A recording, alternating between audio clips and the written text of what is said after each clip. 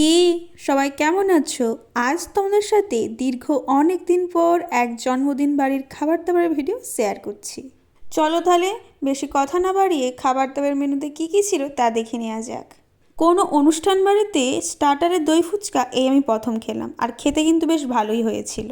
এরপর পকোড়া আর কফি খেয়ে মেন কোর্সে গিয়েছিলাম, আর মেনুতে ছিল লেবু, স্যালাড, সস। এই দুটো বাদ দিয়ে প্রথমে ছিল বেগুনি, বেগুনির পর ছিল পোলাও আর পনির চিল্লি। দই ফুচকার মতনই এই অনুষ্ঠান বাড়িতে গিয়ে প্রথম আমি পনির চিল্লি খেলাম, আর খেতে কিন্তু খুব একটা মন্দ হয়নি। এরপর ছিল সাদা ভাত, ডাল আর মিক্স সবজি। মিক্স সবজির পর ছিল চিকেন কষা। এরপর চাটনি, পায়েস, পাঁপড়, মিষ্টি খেয়ে আরেকটা নতুন জিনিস দেখলাম এই অনুষ্ঠান বাড়িতে, তা হলো বাচ্চাদের হাঙ্গামা। তুমি সারা জীবন আমাদের বাড়ি তুমি থেকে যাও। ও দাদা গো, ওই কথাটা বলার জন্যে 11